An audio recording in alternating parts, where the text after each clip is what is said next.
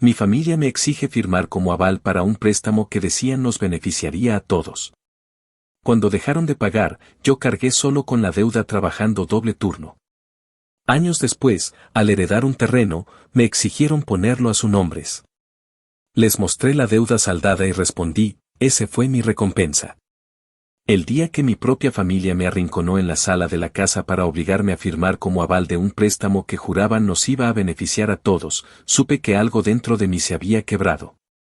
Nunca había sentido un peso tan grande sobre los hombros, y sin embargo, con apenas 28 años y tratando de terminar mis estudios de contabilidad en Houston Community College, acepté. Me lo pintaron como una oportunidad, como la forma en la que finalmente daríamos un salto adelante. En ese momento trabajaba de mesero en un Chili's de la Bessemer Road y hacía entregas por las noches con Amazon Flex en un Toyota Corolla destartalado, modelo 2004. Que se apagaba cada tanto en los semáforos si no mantenía presionado el acelerador. Aún así, confié en ellos, en su palabra, en esa maldita promesa de que todos aportaríamos a los pagos y de que al final sería algo justo. Lo que no imaginaba era que acabaría encadenado a una deuda que no era mía, que terminaría dejando mi juventud en doble turnos para cubrirla mientras ellos se hacían los desentendidos. Recuerdo perfectamente la escena de aquel día. Mi madre me había llamado diciendo que teníamos que hablar de algo serio. Cuando llegué, estaban todos sentados alrededor de la mesa, mis dos hermanos mayores, la cara brillante de entusiasmo de mi madre, y mi padre, que apenas hablaba pero asentía como si todo estuviera decidido de antemano. Mi hermano mayor me lanzó la carpeta con los papeles y me dijo que se trataba de un préstamo de $45,000. Que era lo justo para iniciar un pequeño negocio familiar de distribución de autopartes importadas desde México. Me prometieron que sería algo estable, que cada uno pondría su parte para los pagos mensuales. Yo traté de resistirme, les dije que apenas ganaba lo suficiente para pagar mi renta de $800 en un apartamento de una recámara en el suroeste de la ciudad, pero comenzaron a presionarme con frases hirientes. Mi madre me dijo que si me negaba estaba demostrando que no confiaba en mi familia, que no era más que un malagradecido que prefería gastar en cerveza con mis amigos en lugar de pensar en el futuro de todos. Mis hermanos se reían y decían que, si yo no aceptaba, entonces ellos tampoco tendrían la oportunidad de salir adelante. Al final, la culpa me venció. Firmé. Durante los primeros meses, las cosas parecían ir bien. Recibía mensajes de mi hermano contándome que el negocio estaba avanzando, que pronto recuperaríamos la inversión. Pagamos puntualmente los primeros 5 recibos. Después, de repente, los depósitos desaparecieron. Un viernes recibí la primera llamada del banco. El gerente me explicó que el pago del mes no se había realizado y que, como aval, debía responder de inmediato. Me quedé helado. Llamé a mi familia enloquecido y mi madre me contestó con un tono calmado, casi cínico, diciendo que estaban pasando por un bache pero que pronto se regularizarían. Nunca sucedió. A los 2 meses me empezaron a llegar cartas de advertencia a mi dirección, con amenazas de embargo. La pesadilla apenas comenzaba. No había otra opción más que cubrir la deuda yo solo. En ese momento ganaba $2.13 por hora más propinas en el Chili's, lo cual, en un buen turno de fin de semana, podía sumar $120 o $150. Las entregas de Amazon me daban alrededor de $800 a $900 extra al mes y me mataba trabajando. El pago mensual del préstamo era de casi $700, más los intereses. No tenía escapatoria. Empecé a aceptar todos los turnos dobles posibles, a dormir en el sofá del restaurante entre jornadas, a manejar por toda la ciudad entregando paquetes hasta las 2 o 3 de la madrugada. Para luego levantarme a las 6 y regresar al campus. El cansancio me hacía temblar las manos. Una noche choqué contra un bordillo en Bessemer porque me quedé dormido al volante. Mi Corolla quedó con una llanta reventada que tuve que cambiar con dinero que ni siquiera tenía. Comía ramen de 25 centavos y me duchaba a veces en el gimnasio de la universidad para ahorrar agua. Así fueron mis días durante los siguientes 3 años. Mientras tanto, mi familia se fue desvaneciendo de mi vida. No llamaban, no preguntaban, no ofrecían un centavo. Cuando los confrontaba, me devolvían frases como que yo estaba exagerando, que seguro las cosas no estaban tan mal, que debía dejar de victimizarme. Una vez, en Navidad, llegué a la casa de mi madre agotado después de un turno de 14 horas y los encontré celebrando con pavó, vino y regalos. Yo no llevaba nada más que mis ojeras y la noticia de que había logrado pagar otro mes de esa maldita deuda. Cuando intenté recordarles lo que me habían prometido, mi hermano menor me dijo en voz baja que dejara de llorar como un niño y que madurara. Esa noche me encerré en mi carro estacionado frente a la casa y lloré de rabia. El frío de diciembre en Houston no era tan intenso como en el norte, pero en mi pecho se sentía como hielo. Cada recibo pagado era una daga que se me clavaba en el estómago, pero también un ladrillo que me hacía más duro. Con el tiempo, logré liquidar todo. Cuando finalmente pagué el último dólar, recuerdo que fui al banco en persona, me entregaron un comprobante de saldo en ceros y lo guardé en una carpeta plástica azul. Ese papel se convirtió en mi único trofeo. Nadie me felicitó. Nadie reconoció el sacrificio. Para ellos, era como si no hubiera pasado nada. Yo, en cambio, me prometí que nunca más volvería a poner la confianza en personas que solo sabían aprovecharse de mi esfuerzo. Pasaron los años. Me mudé a un estudio pequeño en Midtown, más cerca de mis trabajos, y logré graduarme con honores a pesar de todo. Empecé a trabajar como auxiliar contable en una firma en el centro de la ciudad, con un sueldo decente que me permitió, por primera vez, respirar sin sentir la soga en el cuello. Mi vida parecía entrar en calma. Hasta que llegó la llamada de mi madre una mañana de verano, cuando el calor en Houston ya estaba insoportable y los ventiladores apenas podían con la humedad. Me dijo que mi abuelo paterno había muerto. Era un hombre con el que nunca tuve demasiada cercanía, pero al parecer me había dejado un terreno en las afueras de Katy, cerca de Waller County. 2 acres baldíos, con un valor aproximado de $60,000 según los papeles del testamento. Mi madre sonaba emocionada, y no tardó en decirme que lo lógico era que ese terreno lo pusiéramos a nombre de todos, que era para la familia. Recuerdo haber sentido como la sangre me hervía. Después de todo lo que había pasado, después de haberme dejado solo con una deuda que me arrancó 3 años de mi vida, ahora querían que compartiera la única cosa que alguien me había dejado a mí, y solo a mí. No respondí de inmediato. Me limité a decirle que lo hablaríamos en persona, aunque dentro de mí ya se estaba gestando un plan.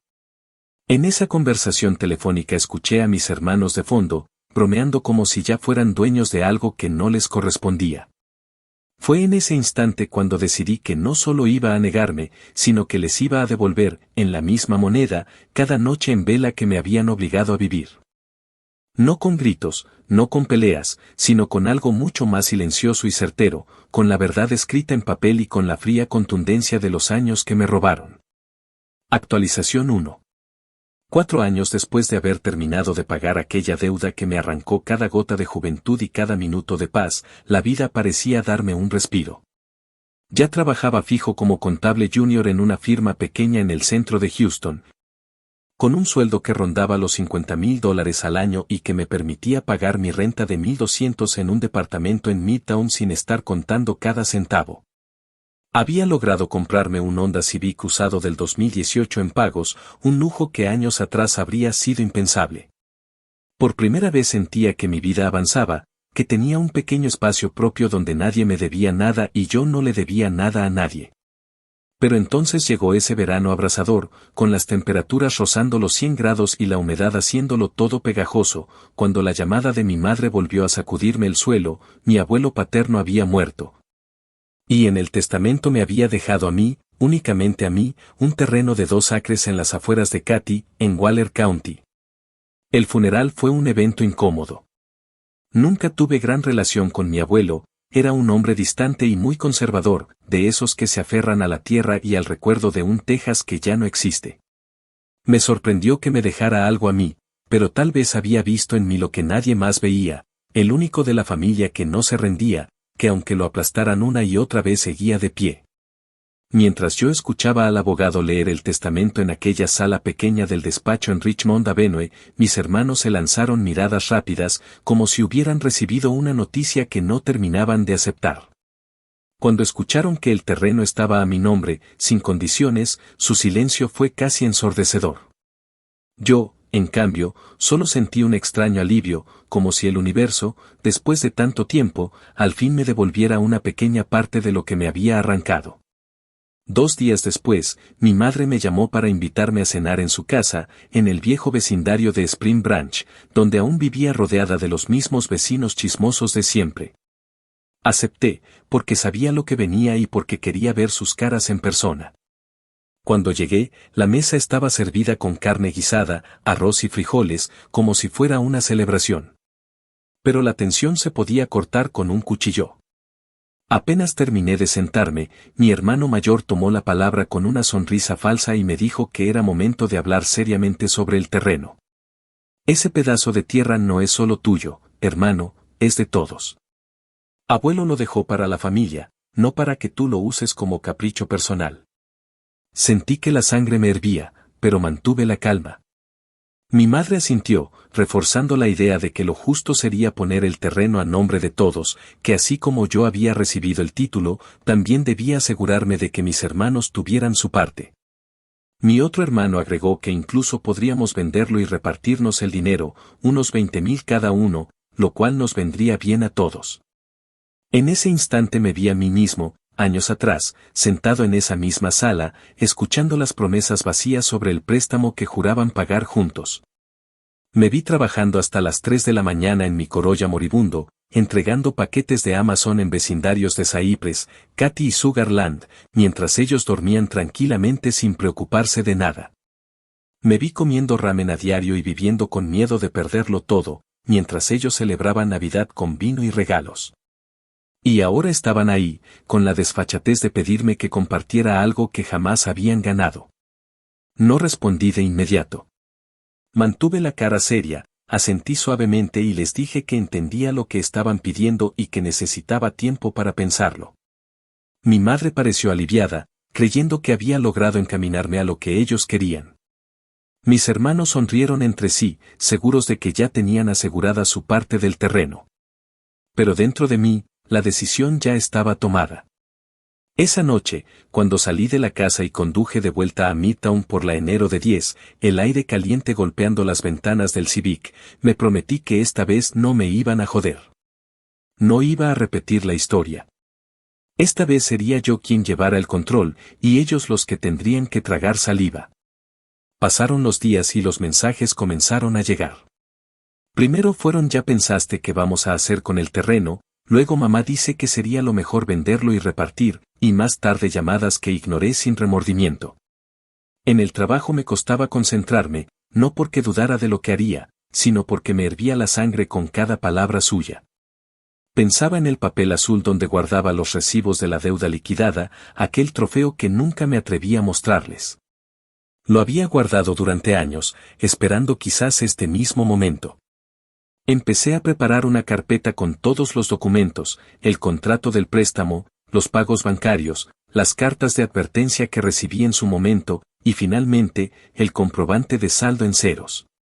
También imprimí la copia del testamento de mi abuelo donde se especificaba claramente que el terreno era mío y solo mío. Cada hoja era como una bala cargada lista para disparar. Una tarde, después de otra llamada insistente de mi madre, les propuse vernos en un lugar neutral para discutir el asunto.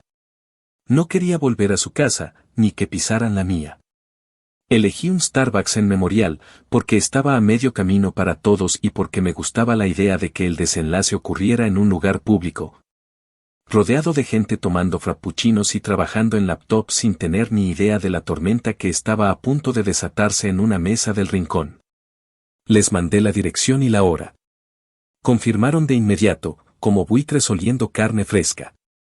El día de la reunión amaneció húmedo, con una lluvia ligera que dejó la ciudad pegajosa. Llegué con mi carpeta en mano y pedí un café americano grande, negro, sin azúcar. Me senté en una mesa junto a la ventana y esperé. Mi madre llegó primero, con su bolso enorme y la cara expectante. Luego llegaron mis hermanos, uno con una gorra de los Astros y el otro con la misma actitud arrogante de siempre. Se sentaron frente a mí y empezaron a hablar como si ya hubieran cerrado el trato. Mira, lo más fácil es que vayamos a un notario y pongamos el terreno a nombre de todos, así nadie se queda fuera, decía el mayor. Sí, o lo vendemos, con 20.000 cada uno ya podemos salir de varios apuros, agregó el otro. Los dejé hablar unos minutos, disfrutando de su seguridad. Después abrí mi carpeta, la giré hacia ellos y les mostré el contrato del préstamo de hace años. ¿Se acuerdan de esto?, pregunté con voz firme. Sus rostros se tensaron al ver sus firmas al lado de la mía. Pasé a la siguiente hoja, las cartas del banco, con amenazas de embargo. Después, los recibos de pago, mes tras mes, con mi nombre y mi cuenta. Finalmente, puse sobre la mesa el comprobante de saldo en ceros. El silencio fue absoluto. Mi madre bajó la mirada, murmurando que no hacía falta sacar esas cosas del pasado. Mis hermanos intentaron minimizarlo, diciendo que eso ya había quedado atrás, que no tenía sentido removerlo ahora. Fue entonces cuando los miré fijamente, respiré hondo y solté la frase que había guardado durante años: ese terreno ya está pagado. Yo ya pagué por ustedes una vez. Ese fue mi premio. Me levanté, recogí mi carpeta y salí del Starbucks sin mirar atrás, dejando sus caras petrificadas y el café frío sobre la mesa. Esa noche conduje de regreso a mi apartamento con las ventanas abiertas, dejando que el aire húmedo de Houston entrara. Por primera vez en mucho tiempo, no sentí rabia. Sentí algo mejor, la certeza de que había recuperado mi dignidad. No necesitaba gritar ni vengarme con violencia. Todo lo que tenía que hacer era mostrarles lo que habían hecho y recordarles que yo había sobrevivido a pesar de ellos. Y ahora, finalmente, el terreno era mío, y solo mío. Actualización 2. 2 semanas después de aquella reunión en el Starbucks de Memorial, el ambiente en mi vida había cambiado por completo. La tensión con mi familia se había convertido en un silencio denso que se podía sentir incluso en las llamadas no contestadas y en los mensajes sin responder. Después de aquella frase que solté en la mesa, dejándolos helados con los documentos sobre la deuda, sabía que ya nada sería igual. No se trataba solo de haber dicho en voz alta lo que cargaba en mi pecho desde hacía años, sino de haberles mostrado con pruebas que yo había cargado solo con el peso de todos, mientras ellos vivían tranquilos sin mover un dedo. El terreno, esa herencia inesperada, se había convertido en algo más que un pedazo de tierra, era el símbolo de todo lo que me habían quitado y de todo lo que yo había sobrevivido. Durante esas 2 semanas, mi madre intentó llamarme varias veces. Sus mensajes eran un vaivén entre reproches y súplicas. Uno decía que estaba siendo egoísta, que la familia debía estar unida, y al siguiente me pedía que pensara en ella, en que ya no era joven y que quería vernos compartir algo en paz antes de morir. Mis hermanos, por su parte, fueron más agresivos. El mayor me escribió diciendo que estaba siendo un idiota por aferrarme a un terreno que ni siquiera sabía administrar. El otro me llamó 2 veces de madrugada, con voz cargada de alcohol, gritándome que no olvidara que ellos también eran mis hermanos y que algún día iba a necesitar de ellos. Yo no contestaba. Leía, escuchaba, y guardaba silencio. Ese silencio era mi nueva arma. Mientras ellos se ahogaban en su frustración, yo comencé a ocuparme del terreno. Un sábado temprano conduje hasta Waller County, por la carretera 60, con el sol pegando fuerte y el aire acondicionado de mi Honda apenas funcionando. Llegar allí fue extraño. El terreno estaba baldío, con la hierba alta y algunos árboles dispersos, pero al poner un pie sobre la tierra seca sentí algo que no había sentido en mucho tiempo: pertenencia. Era mío, solo mío. Caminé entre la hierba, imaginando posibilidades, desde construir una pequeña cabaña hasta alquilarlo para algún negocio. No sabía qué haría aún, pero la simple idea de que tenía algo tangible, algo que no dependía de nadie más, me llenaba de calma. El domingo siguiente, sin embargo, las cosas escalaron. Mi madre me pidió que fuera a su casa para hablar de nuevo. Dudé en ir, pero acepté porque parte de mí quería escuchar lo que tenían que decir. Llegué por la tarde y los encontré a todos en la sala, esperándome como si fuera un juicio. Mi madre tenía un montón de papeles sobre la mesa, que resultaron ser folletos de bienes raíces. Me explicó que una compañía local estaba interesada en comprar terrenos en esa zona, que ofrecían hasta $60,000 en efectivo, y que lo lógico era venderlo y repartirnos el dinero entre todos. Mis hermanos la respaldaron, uno diciendo que con $20,000 podría pagar sus tarjetas de crédito, y el otro que usaría ese dinero para cambiar su camioneta Silverado, que ya le estaba fallando. Me escuchaban en silencio, como si esperaran que yo aceptara con una sonrisa y pusiera mi firma sin chistar. Fue en ese momento cuando decidí que no iba a dejar que el tema se repitiera en círculos. Me levanté, fui hasta la puerta y volví con la misma carpeta azul que había llevado al Starbucks. La abrí frente a ellos y la coloqué sobre la mesa, una vez más. Mi madre suspiró, fastidiada, como si quisiera que dejara de insistir en ese pasado incómodo. Mis hermanos se cruzaron de brazos. Yo respiré hondo y empecé a hablar. Les recordé, con cada hoja que ponía frente a ellos, lo que había vivido. El contrato del préstamo con sus firmas. Las cartas del banco. Los recibos de pago. El comprobante de saldo en ceros. Les conté cómo pasaba las noches conduciendo por Cypress y Sugarland hasta la madrugada, cómo dormía 2 o 3 horas antes de volver al restaurante, cómo pasaba hambre, cómo vivía con miedo de perderlo todo. Les dije que mientras yo hacía eso, ellos celebraban Navidad, compraban ropa nueva, y jamás se presentaban a ayudarme. Mi madre trató de cortar la conversación diciendo que todos tenemos momentos difíciles y que no tenía caso seguir con resentimientos. Yo la miré a los ojos y le respondí que lo que ellos llamaban resentimientos eran años de mi vida tirados a la basura, y que ahora tenían la desfachatez de querer otra parte de lo poco que me quedaba. Mis hermanos empezaron a levantar la voz, uno acusándome de dramatizar, el otro diciéndome que estaba inventando cosas para hacerlos sentir culpables. Fue entonces cuando golpeé la mesa con la palma de la mano y les dije, con la voz firme, que no necesitaba que sintieran culpa, solo que entendieran, el terreno era mío. Yo ya había pagado la parte de todos cuando nadie más lo hizo. El silencio después de esas palabras fue brutal. Solo se escuchaba el ventilador de techo girando lentamente. Mis hermanos me miraban con odio, pero también con impotencia. Mi madre bajó la cabeza y se quedó callada. Me levanté, guardé mis papeles y les dije que no habría más conversaciones al respecto, que podían llamarme egoísta, pero que no pensaba volver a dejarme usar por ellos. Abrí la puerta y salí sin mirar atrás, con el corazón latiendo tan fuerte que sentía que se me iba a salir del pecho. Esa noche manejé de regreso a Midtown con las luces de la ciudad reflejándose en el parabrisas. Me detuve en un Whataburger de la enero de 10 y pedí una hamburguesa doble con queso, papas grandes y un Dr. Pepper, un lujo que antes me habría parecido impensable. Comí en silencio dentro del carro, pensando en lo que había pasado.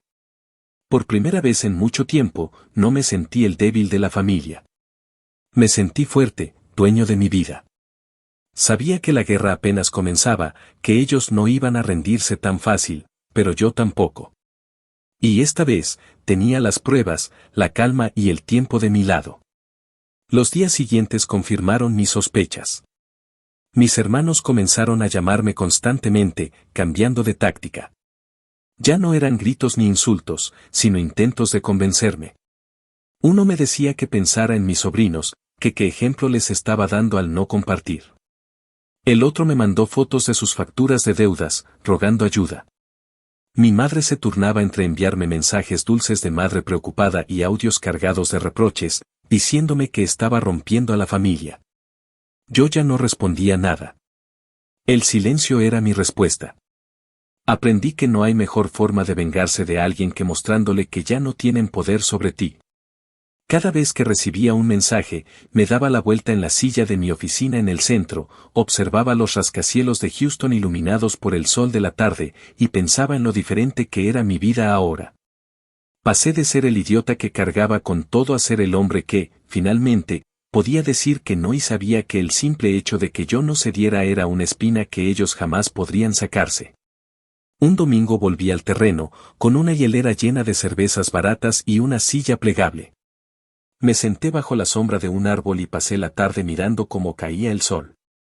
Pensé en el pasado, en cada deuda pagada, en cada lágrima escondida en el volante del Corolla. Y al mirar la tierra seca frente a mí, me prometí que nunca más dejaría que nadie me robara lo que me había costado tan caro ganar. Esa tierra era mía, y cada vez que la pisaba lo sentía como una victoria. Actualización 3. Un mes después de aquella confrontación en casa de mi madre, las cosas entre nosotros ya no eran simples diferencias familiares, eran una fractura total. Lo que antes eran llamadas insistentes o mensajes con reproche se había convertido en un frío silencio intercalado con explosiones de hostilidad. No hubo reunión de domingo, no hubo invitaciones a comer, ni siquiera un intento hipócrita de fingir normalidad. La línea estaba trazada, yo por un lado, ellos por el otro. Y aunque por momentos sentía el peso de haber roto lo que quedaba de vínculo, en el fondo había una satisfacción silenciosa que me hacía dormir mejor por las noches. Era como si, finalmente, la verdad hubiera salido a la superficie y ellos no supieran qué hacer con ella. El silencio duró un par de semanas, hasta que una tarde de viernes recibí una llamada inesperada de un número desconocido. Contesté sin pensarlo, y resultó ser una mujer que decía trabajar en un bufete de abogados local. Con tono educado, me informó que uno de mis hermanos había consultado sobre el testamento de mi abuelo y la posibilidad de impugnarlo para reclamar el terreno. Al principio me quedé helado, pero luego casi solté una carcajada amarga. Sabía que iban a intentarlo. Sabía que no podían aceptar que, por primera vez, yo tuviera algo que ellos no podían tocar. Me limité a escuchar, agradecí la llamada y colgué. Esa noche me serví un whisky barato en mi apartamento de Midtown, me senté frente a la ventana que daba al centro iluminado y brindé por la predecible desesperación de mis hermanos. Los días siguientes confirmé mis sospechas. Empezaron a circular rumores entre algunos primos y familiares lejanos, que yo me estaba quedando con algo que no me pertenecía, que mi abuelo siempre había querido que todos disfrutáramos de ese terreno, que yo me había vuelto ambicioso y egoísta. La primera vez que escuché uno de esos comentarios fue en la iglesia a la que mi madre solía asistir. Una tía me dijo al salir de misa que esperaba que recapacitara y no rompiera a la familia por dinero. No pude evitar reírme en su cara. Dinero era lo que ellos me habían hecho perder durante años, tiempo era lo que me habían robado, y ahora venían con moral barata a juzgarme por proteger lo único que era legítimamente mío. Mis hermanos, incapaces de conseguir un abogado dispuesto a pelear un testamento tan claro, empezaron a presionar a mi madre para que ella me convenciera. Me enteré por un primo que en varias comidas familiares los escuchaban discutir, gritándose entre ellos porque ninguno quería admitir que no tenían ni un solo argumento válido para reclamar el terreno. La supuesta unidad familiar se resquebrajaba, y la ironía era deliciosa. La misma gente que me acusaba de dividirlos estaba peleándose entre ellos porque no podían meter las manos en algo que no les correspondía. Yo no necesitaba hacer nada, solo esperar y observar cómo se devoraban entre ellos. Una noche, cerca de la medianoche, mi madre me llamó llorando. Decía que no soportaba la tensión, que mis hermanos le gritaban y la hacían sentir culpable de todo. Me pedía que, por amor a ella, cediera y pusiera el terreno a nombre de todos para que la paz regresara. Su voz quebrada me tocó una fibra que no esperaba. Durante unos segundos sentí esa vieja culpa que tantas veces me había dominado, esa necesidad de complacerla. Pero luego recordé las madrugadas en que yo me partía el lomo cargando cajas en el maletero del Corolla, los recibos acumulándose sobre la mesa de mi cocina, y el hambre mordiéndome el estómago mientras ellos vivían tranquilos. Respiré hondo y le respondí que no iba a ceder, que entendía su dolor, pero que ya no iba a sacrificar mi vida por ellos. Mi madre guardó silencio unos segundos y luego colgó sin despedirse. Los días siguientes fueron una mezcla de calma y tensión. En mi trabajo me iba mejor que nunca, había recibido una pequeña bonificación por un proyecto bien hecho, y podía darme el lujo de salir a cenar los viernes en restaurantes de la ciudad sin sentir culpa. Pero cada tanto llegaba un mensaje nuevo, cargado de veneno. Una tarde, mientras estaba en mi oficina, recibí uno de mi hermano mayor: eres un traidor. Algún día te vas a arrepentir de darle la espalda a la familia. Lo leí una vez, lo borré y seguí trabajando. Al final entendí que su enojo no venía del terreno en sí, sino de la impotencia de no poder controlarme más. Un fin de semana decidí invitar a un par de amigos al terreno. Llevamos cervezas, carne para asar y pasamos la tarde bajo el cielo despejado de Waller County. Mientras escuchábamos música en una bocina portátil y bebíamos alrededor de una fogata improvisada, uno de mis amigos me dijo que se notaba lo feliz que estaba ahí. Me reí y le conté, sin entrar en todos los detalles, que ese pedazo de tierra era más que una herencia, era un recordatorio de que había sobrevivido. Mientras mis amigos brindaban, pensé que nunca en mi vida había sentido algo tan parecido a la libertad. Pero la historia no terminó ahí. Unos días después, recibí un sobre sin remitente en mi buzón. Al abrirlo, encontré fotocopias de artículos sobre disputas de herencias en Texas, con notas subrayadas y comentarios en bolígrafo. No había duda de que venían de mis hermanos. Era su manera infantil de intimidarme, de hacerme creer que aún tenían algún recurso legal para arrebatarme lo mío. Me limité a guardar las hojas en la carpeta azul, como si fueran trofeos más de su desesperación. La tensión emocional era fuerte, pero paradójicamente me sentía más firme que nunca. Cada intento suyo de presionarme reforzaba mi decisión. Ya no era el muchacho de 28 años que se dejaba manipular por la culpa y la presión emocional. Ahora tenía 33, un trabajo estable, mi propio espacio y, sobre todo, la certeza de que nadie iba a volver a pisotearme. La rabia que alguna vez me consumió se había transformado en una calma peligrosa, en una venganza silenciosa que no necesitaba gritos ni confrontaciones físicas. Bastaba con mantenerme firme y ver cómo ellos se destruían solos. Una tarde recibí la visita inesperada de mi hermano menor en mi apartamento. No lo había invitado, pero apareció tocando la puerta insistentemente. Cuando abrí, estaba sudado, con la gorra hacia atrás y los ojos inyectados de rabia. Entró sin pedir permiso y comenzó a soltar insultos, diciéndome que era un maldito egoísta, que mi madre estaba enferma del estrés que yo le causaba, que lo mínimo que podía hacer era compartir lo que tenía. Yo lo escuché en silencio, sentado en el sofá, sin moverme. Cuando terminó, le respondí con calma: la última vez que te vi tan apasionado fue cuando me pedías que firmara ese préstamo, ¿te acuerdas cómo terminó? Su cara cambió de inmediato, como si le hubiera dado una bofetada. Se quedó sin palabras, dio media vuelta y salió golpeando la puerta. Ese fue el último intento directo de alguno de ellos de confrontarme cara a cara. El mes cerró con una especie de tregua impuesta por el cansancio. No volvieron a llamar ni a aparecerse por mi apartamento. Mi madre, de vez en cuando, me enviaba mensajes neutrales preguntando si estaba bien, a los que yo respondía con monosílabos. La distancia ya era irreversible. Pero cada vez que pasaba por el terreno, cada vez que caminaba sobre esa tierra seca y sentía el aire libre en la cara, me repetía que esa era mi victoria. Actualización 4. 6 meses después de aquella última confrontación en la que mi hermano apareció en mi apartamento lleno de rabia y se fue derrotado por una simple frase, las cosas parecían haberse calmado en la superficie. No había llamadas desesperadas ni mensajes acusatorios. Mi madre, con el tiempo, redujo sus intentos de convencerme a breves mensajes de texto en los que solo preguntaba si estaba bien o si necesitaba algo, como si quisiera recuperar una normalidad que ya no existía. Yo respondía con un sí o un estoy bien y nada más. Era evidente que la herida ya estaba abierta y no había vuelta atrás. Pero la calma era engañosa, porque lo que realmente sucedía era que mi familia se estaba hundiendo en problemas financieros que ya no podían disimular.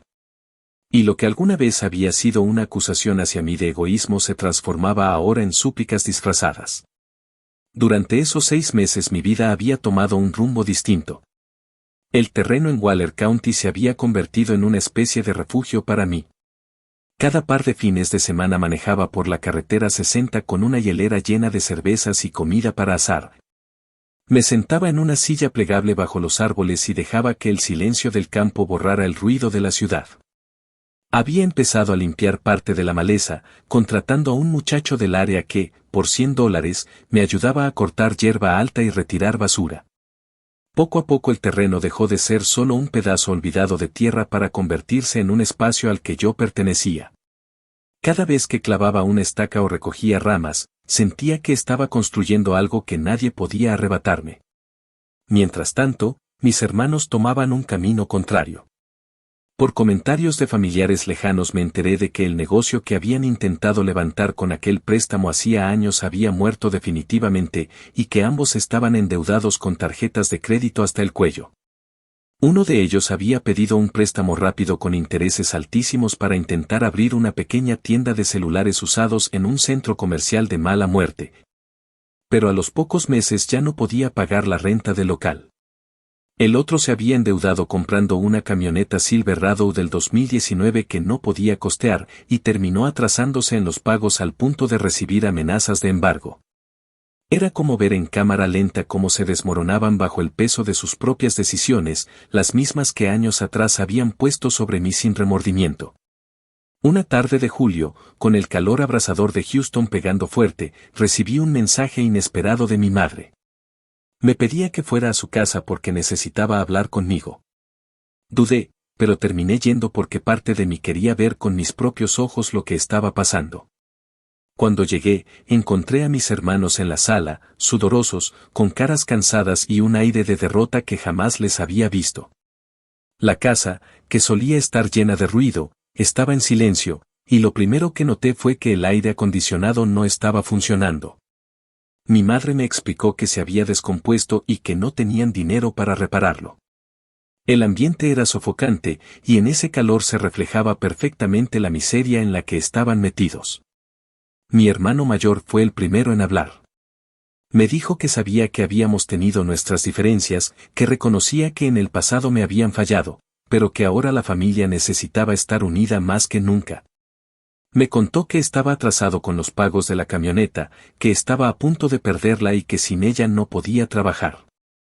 El otro agregó que las tarjetas de crédito lo tenían ahorcado y que el banco ya lo estaba llamando a diario. Ambos me miraban como si yo fuera su salvación, como si después de todo lo que hicieron, yo aún tuviera la obligación moral de sacarlos del hoyo. Yo los escuché en silencio, sin interrumpirlos. Cada palabra que decían me recordaba las noches en que yo me partía el lomo trabajando doble turno para pagar una deuda que no era mía, mientras ellos dormían tranquilos. Me recordaba las veces que me llamaron dramático, las navidades en las que me ignoraron, las veces que me hicieron sentir menos que nada. Cuando terminaron su discurso, respiré hondo y les dije con voz calmada, yo ya pagué por ustedes una vez. No lo haré nunca más. El silencio que siguió fue absoluto. Mi madre comenzó a llorar en silencio, y mis hermanos bajaron la mirada, derrotados. Esa noche regresé a mi apartamento con una mezcla de emociones. Parte de mí sentía tristeza al ver a mi madre sufrir por la situación, pero otra parte sentía una satisfacción profunda, la justicia poética que tanto había esperado. Ellos me dejaron solo con una deuda que casi me destruye, y ahora me pedían ayuda como si nada. Pero yo ya no era aquel muchacho débil. Había aprendido a decir no, y en ese no estaba mi venganza. Con el paso de las semanas, las súplicas se transformaron en mensajes cortos, casi mendigos. Préstame 500, te los pago en cuanto cobre. ¿Puedes ayudarme con la luz este mes? Aunque sea págame el seguro, hermano. Yo no respondía. El silencio era la única respuesta que merecían. Mis amigos, al escuchar la historia, me decían que quizá estaba siendo duro, que después de todo eran mi sangre. Pero ninguno de ellos había estado conmigo a las 3 de la mañana cuando mi Corolla casi se apagaba en la enero de 10 mientras llevaba paquetes para cubrir un pago del préstamo. Ninguno había estado conmigo comiendo ramen durante semanas para ahorrar unos dólares. Yo sabía que decir no no era crueldad, era justicia. El terreno, mientras tanto, se convirtió en una oportunidad. Un día, mientras hablaba con un vecino de la zona, me comentó que una compañía de storage estaba buscando espacios para almacenar reversos y remolques. Porque mucha gente en el área tenía esos vehículos y no quería pagar los precios altos de las instalaciones más cerca de Houston. Esa idea se me quedó grabada. Empecé a investigar, hablé con un par de conocidos y finalmente contacté a la compañía. Después de varias reuniones, llegamos a un acuerdo. Ellos alquilarían mi terreno por $1,200 al mes para usarlo como estacionamiento de reversos. Yo no tenía que hacer nada más que firmar un contrato de arrendamiento y mantener la propiedad a mi nombre. Era como si el universo me estuviera recompensando por cada lágrima derramada años atrás. Cuando recibí el primer depósito en mi cuenta, no pude evitar sonreír. Ese dinero extra era más que un ingreso, era una declaración de independencia. Mientras mis hermanos se hundían en deudas, yo estaba generando dinero de una tierra que ellos intentaron arrebatarme. La ironía era tan grande que casi dolía. Pensé en contárselo, en restregárselo en la cara, pero luego me di cuenta de que no hacía falta. Lo peor para ellos no era lo que yo les dijera, sino lo que ellos sabían en silencio, que yo estaba mejorando, avanzando, prosperando, mientras ellos caían. Actualización final. Un año después de haber firmado aquel contrato de arrendamiento con la compañía de storage, mi vida había tomado un rumbo que jamás habría imaginado cuando pasaba las noches en vela trabajando doble turno para pagar una deuda que no era mía.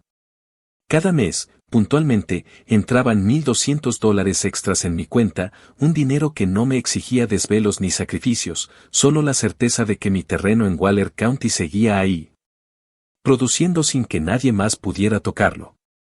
Esa entrada fija se convirtió en un alivio que me permitió ahorrar más, salir de la rutina de sobrevivir y empezar a vivir. Con ese dinero pagué el préstamo de mi Honda Civic en menos de lo previsto, empecé a guardar en una cuenta de ahorros y, por primera vez, empecé a planear un futuro sin sentir que se me venía el mundo encima. Mientras yo prosperaba, mis hermanos seguían hundiéndose en su propio pantano. Uno de ellos terminó perdiendo la Silverado porque no pudo sostener los pagos. Me enteré de que el banco la embargó una mañana frente a sus vecinos, con una grúa que se la llevó mientras él gritaba inútilmente. El otro, desesperado por las deudas de tarjetas, tuvo que vender todo lo que podía, una televisión enorme que había comprado a crédito, muebles que presumía en redes sociales. Incluso un par de relojes que usaba para alardear en reuniones familiares. La ironía era brutal, quienes alguna vez me acusaron de ser débil, de no saber manejarme en la vida, estaban cayendo en picada por su propia irresponsabilidad, mientras yo avanzaba con pasos firmes. Mi madre fue quien más lo sufrió. A sus 70 años ya no tenía la energía para soportar discusiones eternas, y sus hijos, mis hermanos, no dejaban de presionarla, haciéndola sentir culpable de todo lo que pasaba. En más de una ocasión me llamó llorando, diciendo que no entendía en qué momento todo se había roto, que lo único que quería era ver a la familia unida otra vez. Yo la escuchaba en silencio, con un nudo en el pecho, pero no cedía. Había aprendido que compadecerme de ella era el camino más fácil para que la historia se repitiera, y yo ya no estaba dispuesto a repetirla jamás. Mi madre, entre sollozos, admitió un día lo que nunca pensé escuchar de sus labios, que tal vez me habían fallado, que tal vez me habían cargado con demasiado y que ahora estaban pagando las consecuencias. Sus palabras llegaron tarde, pero aún así sentí un alivio extraño al escucharlas.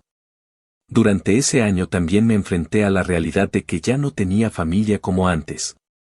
Dejaron de invitarme a las pocas reuniones que organizaban, y cuando coincidíamos en algún evento familiar más grande, como un cumpleaños de un primo o una boda lejana, la tensión era palpable. Mis hermanos me miraban con resentimiento, pero nunca se atrevían a decir nada frente a otros. Sabían que yo tenía la última palabra, que yo era el que había sobrevivido, y esa era la herida más grande que podían cargar. Yo, por mi parte, dejé de sentir la necesidad de defenderme o explicar nada. Mi simple presencia, tranquila y serena, era suficiente para incomodarlos. El terreno se convirtió en mucho más que un espacio físico. Se volvió un símbolo de mi resistencia. Cada vez que lo visitaba y veía la hilera de R versus estacionados, algunos con placas de Oklahoma, otros de Nuevo México, sabía que ese pedazo de tierra era el recordatorio de que había vencido. La compañía que lo rentaba mantenía todo en orden, y yo solo tenía que pasar de vez en cuando para supervisar que no hubiera problemas. En una de esas visitas, un vecino de la zona me dijo que ojalá todos los dueños fueran como yo, que se notaba que me importaba mantener la tierra en buenas condiciones. No pude evitar reírme por dentro, si supiera lo que había detrás de esa historia, entendería que esa tierra no era solo negocio, era justicia. Un día de otoño, mientras bebía una cerveza sentado en una silla plegable bajo uno de los árboles del terreno, recibí una llamada inesperada de mi hermano mayor. Dudé en contestar, pero lo hice. Su voz ya no era la de un hombre altanero, era la de alguien derrotado. Me dijo que estaba en la ruina, que había perdido casi todo, que no sabía cómo salir adelante. Hizo una pausa larga y luego, con un tono que jamás le había escuchado, me pidió ayuda. No dinero, sino consejos. Me dijo que necesitaba saber cómo hacer lo que yo había hecho, cómo levantarme después de tocar fondo. Hubo un silencio pesado entre nosotros. Pensé en todo lo que me había dicho años atrás, en cada insulto, en cada vez que me hizo sentir menos que nada. Por un momento quise colgarle sin decir nada, pero al final le respondí con la misma frase que se había convertido en mi escudo: yo ya pagué por ustedes una vez. Y colgué. Esa fue la última vez que hablé con él. Los meses siguientes reforzaron lo que ya era evidente: el vínculo estaba roto. Pero, lejos de sentirme culpable, me sentía más ligero que nunca. Empecé a viajar un poco, nada lujoso, pero suficiente para conocer lugares que antes solo veía en fotos. Fui a Nueva Orleans con unos amigos, recorrí las calles llenas de música y probé gumbo en un pequeño restaurante familiar. Manejé hasta San Antonio para pasar un fin de semana viendo el Álamo y paseando por el Riverwalk. Cada milla recorrida era un recordatorio de que había recuperado mi tiempo, de que ya no estaba atado a cadenas que nunca me correspondieron. Un año después, la familia que alguna vez me acusó de egoísta estaba destrozada por sus propias malas decisiones. Mi madre, resignada, aceptaba que yo ya no era parte de ese círculo de manipulación y dependencia. Mis hermanos, cada uno en su miseria, entendieron que la vida no perdona la irresponsabilidad. Y yo, sentado en mi terreno al atardecer, viendo cómo el cielo de Texas se pintaba de naranja y violeta, entendí que la venganza más perfecta no había sido gritarles en la cara ni restregarles mi éxito, sino simplemente vivir en paz, prosperar mientras ellos se hundían y recordarles con mi silencio que el tiempo siempre cobra las deudas. Ese fue mi final, no con rencor, no con violencia, sino con la calma de quien sobrevivió y dejó que la vida misma se encargara de ajustar las cuentas. Porque la justicia no siempre llega en un tribunal ni en una pelea, a veces llega en forma de un terreno heredado, en $1,200 depositados cada mes, y en la tranquilidad de poder mirar atrás sin arrepentirse de nada. Y cada vez que piso esa tierra, sé que no solo estoy caminando sobre un pedazo de campo en Waller County, estoy caminando sobre mi venganza cumplida.